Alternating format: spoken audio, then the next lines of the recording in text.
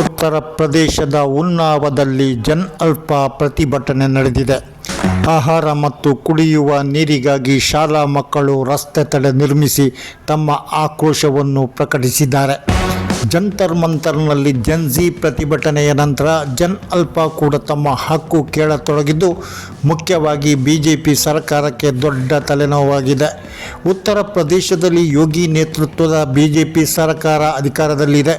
ಉನ್ನಾವದ ಸರ್ಕಾರಿ ರೆಸಿಡೆನ್ಷಿಯಲ್ ಸ್ಕೂಲ್ನ ನೂರಾರು ಮಕ್ಕಳು ಮೂಲಭೂತ ಸೌಕರ್ಯಕ್ಕಾಗಿ ಬೀದಿಗಿಳಿದು ಬಂದಿದ್ದಾರೆ.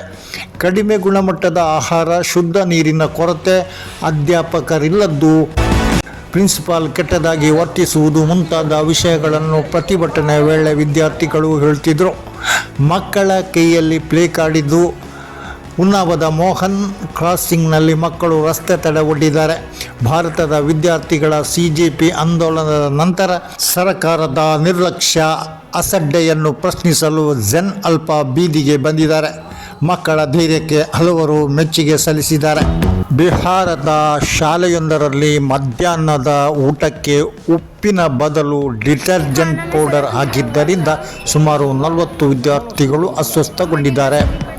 ಆಹಾರ ತಿಂದ ಕೂಡಲೇ ಮಕ್ಕಳಿಗೆ ವಾಕರಿಕೆ ಮತ್ತು ದೈಹಿಕ ಅಸ್ವಾಸ್ಥ್ಯ ಕಂಡುಬಂತು. ಮಕ್ಕಳನ್ನು ಕೂಡಲೇ ಹತ್ತಿರದ ಆಸ್ಪತ್ರೆಗೆ ದಾಖಲಿಸಲಾಗಿದೆ.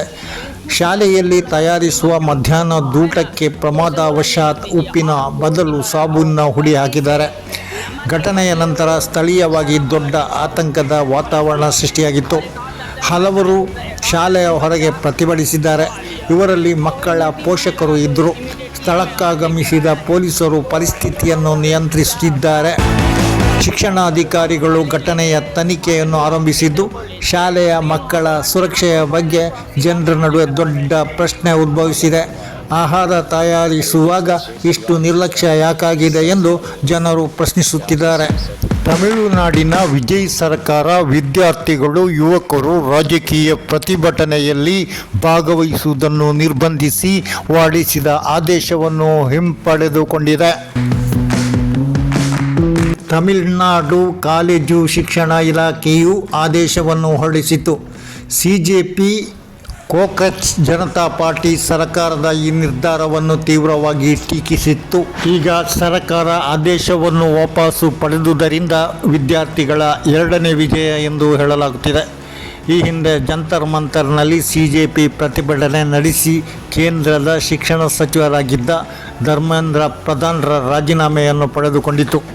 ತಮಿಳುನಾಡಿನಲ್ಲಿ ಸಿಜೆಪಿಯಿಂದ ಪ್ರೇರಣೆ ಪಡೆದು ರೂಪುಗೊಂಡ ಟಿಎನ್ಸಿಜೆಪಿ ಸರ್ಕಾರದ ನಿರ್ಧಾರವನ್ನು ವಿರೋಧಿಸುವುದರಲ್ಲಿ ಮುಂಚೂಣಿಯಲ್ಲಿತ್ತು.